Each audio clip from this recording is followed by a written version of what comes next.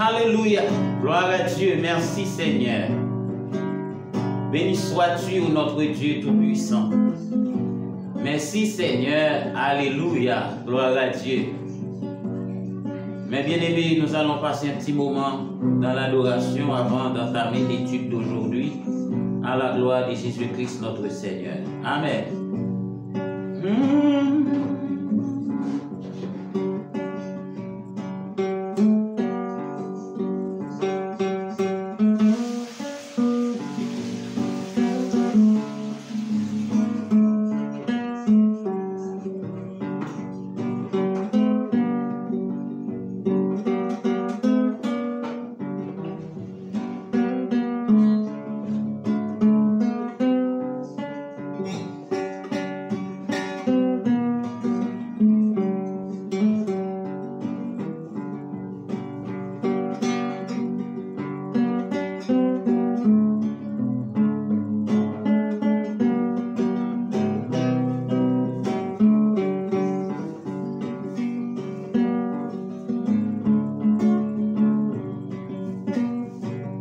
Gain lumière, l'on a moins jodi avec gloire, plus grand passé. Même soleil, la nappe dans le ciel, car Jésus t'éclairé. Oui, gain lumière, gain belle lumière, l'on a moins content, moins blé, toujours chanter. Laisse Jésus montrer ma mouline que moi, dis bien ça toujours été. Quel cantique, l'on a moins jodi, c'est un cantique pour Jésus. Et il connaît sa vraie bataille, car l'amour lui s'en bésit. Oui, gain lumière, gain belle lumière, l'on a moins content, moins voulait toujours chanter.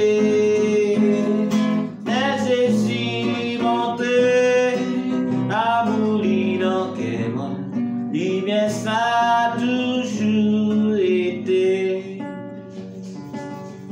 Jésus montré amour que moi, lumière ça a toujours été.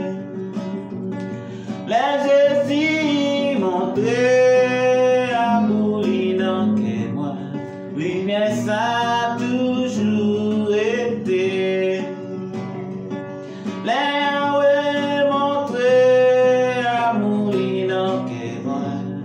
Lumière ça a toujours été.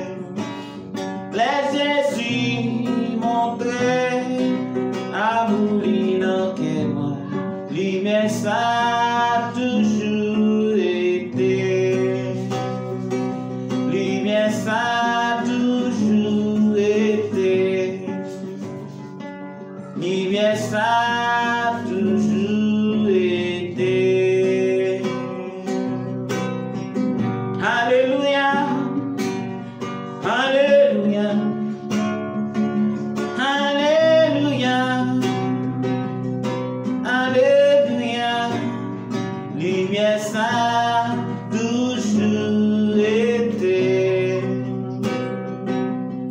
Gloire à ton nom, Seigneur. Amen.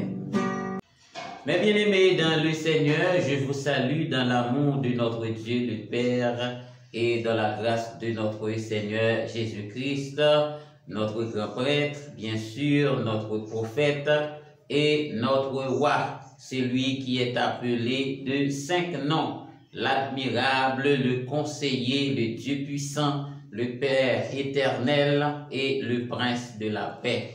Amen. Shalom, shalom et shalom. Dans l'étude antérieure, on a parlé de Jésus-Christ, notre Seigneur, et on a décrypté les différentes prophéties à des périodes différentes de l'histoire biblique qui ont évoqué la venue de Jésus-Christ notre Seigneur dans le monde sous la fonction de roi. Amen. Gloire à Dieu. Merci Seigneur. Alléluia. Je bénirai l'Éternel en tout temps et sa louange sera toujours dans ma bouche. Amen. Donc aujourd'hui, nous allons poursuivre l'étude de la parole de Dieu sur la connaissance de Jésus-Christ notre Seigneur. Dans un premier temps, qui fait partie du conseil de la divinité ou les Saint-Esprit de Dieu. Deuxièmement, la connaissance de Jésus-Christ au niveau de la Trinité, que je n'arrête pas de le dire. Dans cette triple rôle, il joue le rôle de Logos, le rôle de Réma, et comme étant celui qui se tient à la porte de la grâce, qui intercède en notre faveur, comme l'avocat des chrétiens, bien sûr.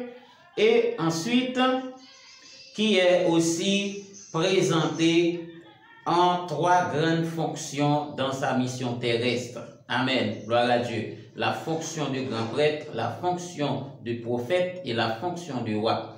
Aujourd'hui, mes frères et sœurs, après avoir décrypté les différentes prophéties sur la venue de Jésus-Christ dans le monde par les différents prophètes comme Ésaïe, Jérémie, Daniel, Michée, Zacharie, etc., nous allons aborder le Nouveau Testament et voir qu'est-ce qui est dit à propos de Jésus-Christ, notre Seigneur.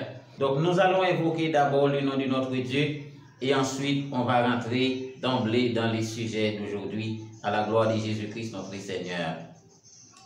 Notre Père qui es aux cieux, nous te bénissons Seigneur, nous t'exaltons. Merci pour Jésus-Christ, notre grand prêtre, notre prophète et notre roi qui régnera, qui rada le monde bientôt. Merci pour Jésus-Christ notre Seigneur. Merci pour son sacrifice à la croix. Bénis ce moment que nous allons passer ensemble en compagnie de nos bien-aimés frères et sœurs qui sont un peu partout à travers le monde. Que le Saint-Esprit nous soit en aide. Au nom de Jésus-Christ notre Seigneur. Amen, amen, amen. Gloire à Dieu. Merci Seigneur. Alors mes frères et sœurs, pour entamer l'étude d'aujourd'hui, je vais vous conduire vers l'évangile de Matthieu, selon Matthieu. Jésus-Christ qui est présenté selon le livre de Matthieu dans sa généalogie royale. Amen. Dans un premier temps, Jésus-Christ est apparu au cours de 3 périodes générationnelles, ce que nous allons voir tout de suite. Donc, lisons le livre de Matthieu au chapitre 1. Jésus-Christ dans sa généalogie.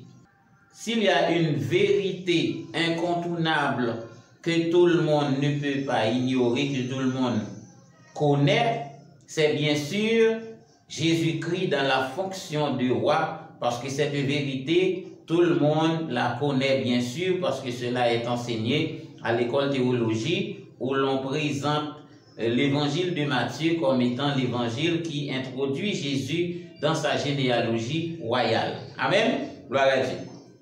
Matthieu chapitre 1. Généalogie de Jésus-Christ, fils de David, fils d'Abraham. Ça c'est très important mes frères et sœurs. Donc je voudrais que vous assistiez cette étude avec votre cœur, avec les yeux spirituels. C'est-à-dire prenez du temps pour écouter et pour apprendre la parole de Dieu. Amen. Tout ce qui va être dit, c'est très important, c'est crucial pour vous, mes frères et sœurs. Abraham engendra Isaac, Isaac engendra Jacob, Jacob engendra Judas et ses frères. Judas engendra de Tamar, Pharès et Zara. Pharès engendra Esrom et Esrom engendra Aram. Aram engendra Aminadab et Aminadab engendra Nason. Nason engendra Salmon. Salmon engendra Boaz de Rahab. Boaz engendra Obed de Ruth. Et Obed engendra Isaïe. Isaïe engendra David. Amen. Le roi David engendra Salomon de la femme d'Uri. Salomon engendra Oboam. Oboam engendra Abia. Abia engendra Asa. Asa engendra Josaphat. Josaphat engendra Joram. Joram engendra Osias. Amen. Gloire à Dieu. Osias engendra Jotam. Jotam engendra Akaz. Akaz engendra Ézéchias. Ézéchias engendra Manassé, Manassé engendra Amon, Amon engendra Josias. Josias engendra Jéconia et ses frères au temps de la déportation à Babylone. Amen. Après la déportation à Babylone, Jéconia engendra Salatiel, Salatiel engendra Zorobabel. Zorobabel, c'est celui qui a construit le troisième temple de la loi. Zorobabel engendra Abiyud, Abiyud engendra Eliakim, Eliakim engendra Azor, Azor engendra Sadok, Sadok engendra Hakim, Hakim engendra Eliud, Eliud engendra Éléazar, Éléazar engendra Nathan, Nathan engendra Jacob. Amen. Jacob engendra Joseph, l'époux de Marie, de laquelle est né Jésus, qui est appelé Christ. Amen. Gloire à Dieu. Merci Seigneur pour ta parole. Le verset 17 pour en finir. Il y a donc en tout 14 générations depuis Abraham jusqu'à David, 14 générations depuis David jusqu'à la déportation à Babylone, et 14 générations depuis la déportation à Babylone jusqu'au Christ. Alléluia. Merci pour ta parole, Seigneur. Mes frères et sœurs, il y a tellement de grands mystères et de grands secrets de ces paroles-là que je viens de lire. Cela vous étonnera, bien sûr. Restez avec nous et accrochez-vous pour cette aventure spirituelle de la révélation de la parole de Dieu. Amen. La première remarque à faire, mes frères et sœurs, c'est dans le verset 1. Regardez. Généalogie de Jésus-Christ, fils de David, fils d'Abraham. Dieu avait appelé Abraham dans Genèse chapitre 12, où il lui a demandé de quitter sa famille, son pays, et d'aller dans un pays de la destinée que Dieu a préparé pour lui en vue de préparer une nation. Alléluia, gloire à Jésus. Mais maintenant, dans ce que l'évangéliste Matthieu nous dit ici, il présente Jésus d'abord comme le fils de David. Pourquoi est-ce que David est mentionné avant Abraham? C'est le premier mystère. David est présenté avant Abraham. Il dit fils de David et fils d'Abraham. Puisqu'Abraham est celui qui a signé l'alliance avec Dieu, c'est lui que Dieu a appelé. Donc, pourquoi est-ce que l'on n'a pas dit d'abord Jésus-Christ, fils d'Abraham, ensuite fils de David? Or, David était jusqu'après la fondation du peuple d'Israël, donc après le roi Saül. Donc maintenant, pourquoi est-ce qu'on n'a pas mentionné Abraham avant? Tout simplement parce que Jésus-Christ ici est présenté dans sa fonction royale. Abraham n'était pas roi, c'était tout simplement un sacrificateur, un prophète de Dieu, et bien avec qui Dieu a signé une alliance, et deuxièmement, qui a une position élevée dans la Trinité, comme la personne qui se tient à la porte de la foi, comme je l'ai dit dans les études antérieures. Amen. Puisque Jésus-Christ est présenté dans sa fonction royale, donc on a commencé avec le roi David, puisque David était un homme trouvé digne devant Dieu comme Abraham, parce que Dieu a dit de lui, j'ai trouvé un homme selon mon cœur. David, c'est le seul homme de qui Dieu a fait éloge. C'est le seul homme de qui Dieu n'a pas manqué de faire éloge, qu'il a trouvé un homme selon son cœur. David, le joyau de Dieu, les bijoux de Dieu, le chouchou de Dieu. Amen. Gloire à Dieu. On a commencé la généalogie de Jésus-Christ avec le roi David. Tout simplement, voici les mystères et les secrets qui se cachent dans cette parole. Alors, vous vous demandez, mes frères et sœurs, est-ce que vraiment la place qu'occupe un mot dans un texte, ou bien dans un chapitre, ou bien dans un verset de la Bible, est-ce que cela a-t-il une importance? Ah oui, l'endroit où les mots se placent dans un texte a une très grande signification, une très grande importance du point de vue spirituel. Alors vous voyez, qui pourrait comprendre cela si n'était-ce pas le Saint-Esprit? Qui pourrait imaginer cela n'était-ce pas le Saint-Esprit? Oui, Le nom de David est avant, tout simplement, Jésus-Christ est présenté dans sa fonction royale. Or, Abraham n'était pas roi. Amen. Gloire à Dieu. La deuxième remarque qu'on va faire, c'est dans le verset 16.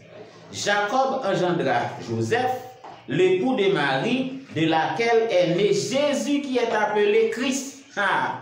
Jésus, comme on a lu dans Matthieu, chapitre 1, qui est le Sauveur, annoncé par l'ange Gabriel, et deuxièmement, le Christ, qui est Emmanuel. Dieu est avec nous.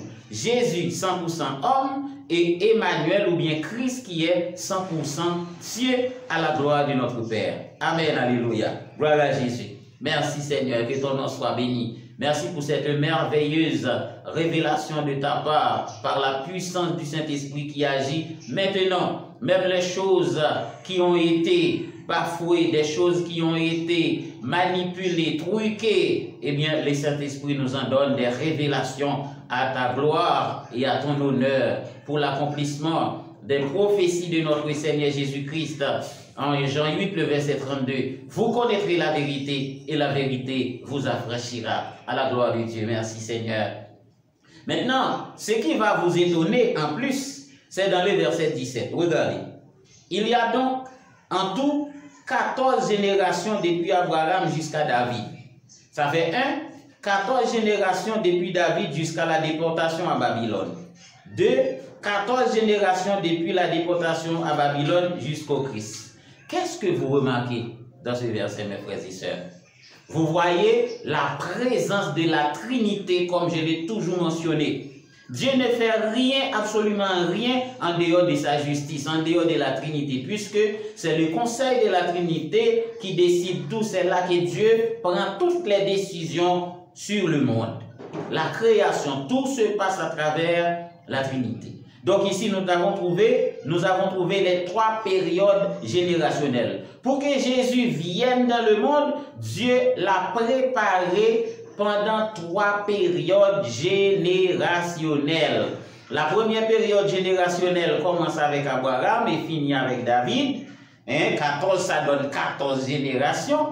La deuxième période générationnelle commence avec David et prend fin à la déportation à Babylone, 14 générations aussi. Et la troisième période générationnelle a commencé avec la déportation à Babylone jusqu'à la venue de notre Seigneur Jésus-Christ. Alors, les 3 périodes générationnelles, premièrement, il y a la période générationnelle du Père, qui c'est la période générationnelle des grands prêtres. Alléluia, gloire à Dieu. La période générationnelle du grand prêtre. La deuxième période générationnelle qui est la période générationnelle du Fils. Ou encore la période générationnelle de la royauté.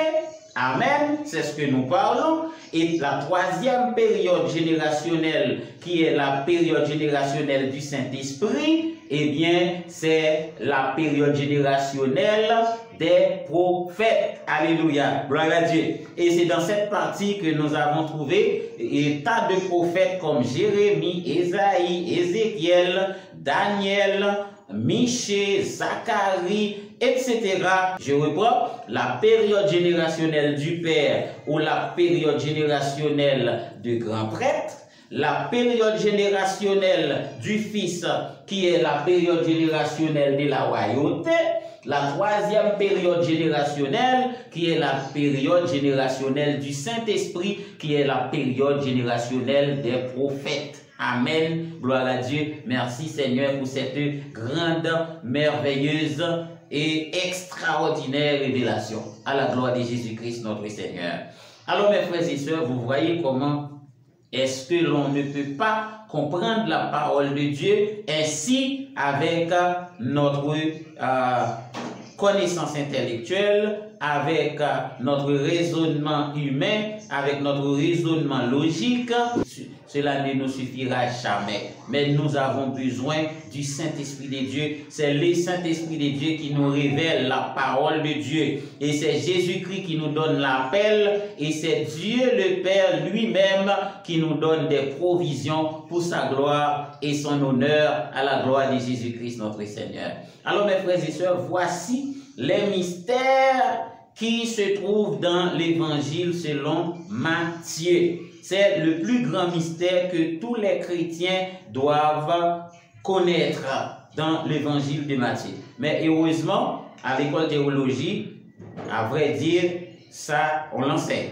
Parce que moi, lorsque j'étais à l'école théologie, on a enseigné que l'évangile de Matthieu présente Jésus comme étant le roi. Mais je n'avais pas eu toutes ces révélations. Mais c'est avec le temps, lorsque le Seigneur me parle, lorsque le Saint-Esprit me communique, eh bien, le Seigneur allait ouvrir mes yeux sur beaucoup de choses, plus que ce que l'on a enseigné, plus que ce que l'on a dit. Eh bien, il y en a beaucoup de révélations dans ce texte, mes frères et sœurs, mes amis dans le Seigneur. Alors, le temps ne me suffira jamais pour vous enseigner la parole de Dieu. Jamais, jamais. Mais que le Saint-Esprit vous soit en aide et qu'il illumine les yeux de votre cœur pour que vous puissiez comprendre la parole de Dieu à la lumière de la révélation directe, à la révélation concrète, à la révélation absolue de la parole de Dieu. Que Dieu vous bénisse et qu'il vous garde. Alors, tout le plaisir est pour moi, mes frères et sœurs, à chaque fois que j'ai l'occasion de partager avec vous ce que le Seigneur m'a donné. Que Dieu daigne vous bénir de toutes sortes de bénédictions spirituelles et matérielles en Jésus-Christ notre Seigneur et pour sa gloire et son honneur. Je vous dis shalom, shalom et à très bientôt pour une nouvelle étude. Aussitôt que possible, je reviendrai pour vous apporter une nouvelle étude. À ne pas oublier que c'est un travail que nous devons faire ensemble en partageant nos vidéos, en vous faisant abonner si vous êtes là à peine, et ensemble on construit le royaume de Dieu. Amen, amen et amen. Gloire à Dieu. Merci Seigneur.